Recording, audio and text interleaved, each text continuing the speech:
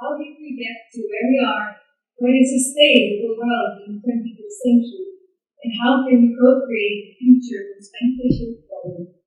I'm Seren Dalkiran, futurist and complexity scientist. Over the years, I've been establishing different leadership organizations that brings leaders across generations together to tackle the most pressing challenges of our time across science and society.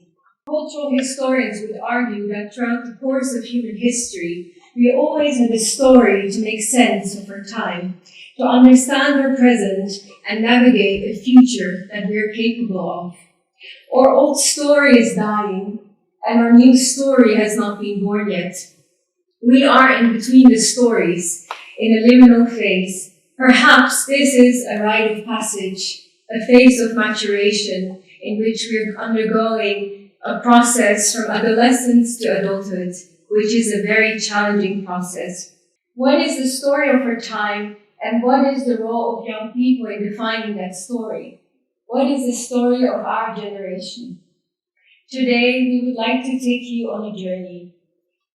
If you would imagine 4.6 billion years across the universe and an ancient legacy of the formation of the Earth, after bacteria, fungi, plants, and animals, we humans enter the story.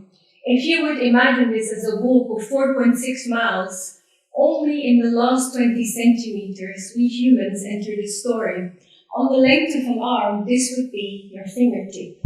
More strikingly, the Industrial Revolution, which marks the last 150 years, is the time which can be synonymous to 1/5 of a millimeter in this walk. This is the time in which we've caused the amount of mass destruction and geological impact that we are facing right now. We are living in turbulent times where we're facing crisis on a social, economic, ecological level, and also on a level of loss of meaning and purpose in our human societies. It can be argued whether there is, on a deeper root level, a crisis of values underneath these multiple levels. We are in times of many challenges, turbulent times, of both unprecedented crises as well as opportunities that this brings to us if we're capable to transform this into the next phase of our evolution. What kind of leadership do we need to navigate that? The leadership theorist Peter Drucker says that every few hundred years in history there occurs a sharp transformation. Within a few short decades, society, its worldview, its basic values, its social and political structures, its arts, its key institutions rearranges itself. We are currently living through such a time. Meanwhile, this is the age of techno-optimism, the age of automation and digitalization, which is marked by exponential breakthroughs in nano and biotechnology and artificial intelligence. And while we are advancing at such a tremendous rate and speed technologically, it can be argued whether morally and culturally we are regressing.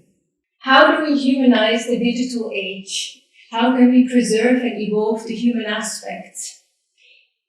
How can we develop social technologies, human intelligence, next to artificial intelligence? How can we develop maybe a so-called purpose paradigm to move into the next phase of our development? How can we unlock our human ingenuity and potential in a way that it serves human and planetary flourishing, in a way that we can truly move forward within planetary boundaries? We are living in times of transition. These are times where the exploration of new paradigms are key. We need new ways of learning, of leading, of cooperating, of thinking, of designing organizations and doing business. As Einstein said, we cannot solve our problems by the same level of thinking that created them. We need new ways. And next generations can help us in navigating that, not only from an inclusion perspective, but from a perspective in which they are the collaborators in the future prospects of the world. More than half of the world population are young people, millennials and Generation Z. Millennials are expected to comprise 75% of the global workforce in 2025. I did a PhD study in which I gathered data among leaders in 117 countries in our generation. I engaged in fieldwork in 28 countries across 6 continents and directly involved in many different youth leadership networks and summits where I met 5,000 youth leaders. Through my data, I found that next generation of leaders can be the potential carriers of the characteristics of new paradigms. They're inclined to a so-called values-based leadership. This means that they want to develop personally and align their personal development and values with their professional development, excel in their fields of occupation, and drive meaningful and lasting impact. To be able to do so, they need conducive environments for lifelong learning, in both education as well as the workplace, and they need to work across generations through mutual mentorship on equal grounds. And they value resilience, since they're facing so much uncertainty. How can young people be drivers of global change? How can they help us in defining new paradigms? What are the skill sets of the future that they need to equip themselves to succeed in their need to be purposeful and thrive and become resilient?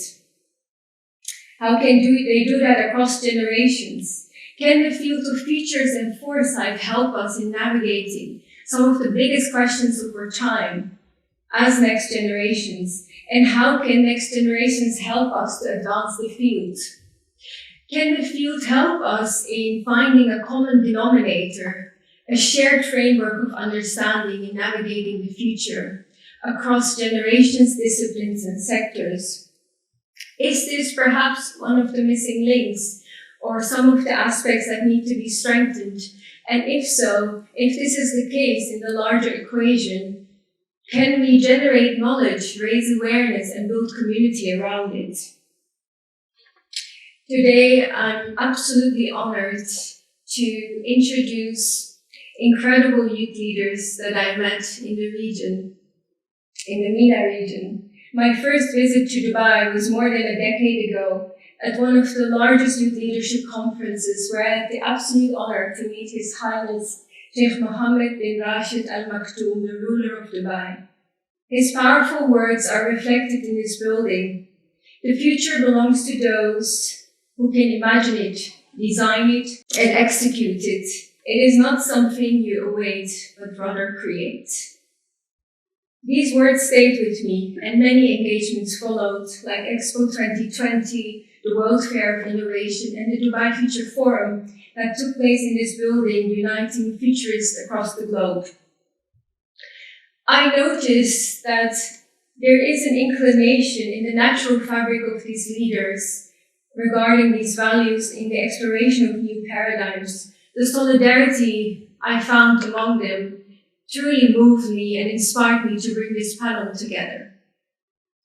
Today, these young leaders are going to present their visions, their call to actions to the impact of real-life examples that they have been generating as such meaningful drivers of change in their communities, from human to self, personal development and well-being, to human social change, to human to earth, sustainable development, to human to technology machine interface, and education and lifelong learning as an underlying fabric. We need to come together across generations, disciplines, and sectors. We need to collectivize and synergize our efforts. We do not discredit what generations before us have done and are willing to build further upon it.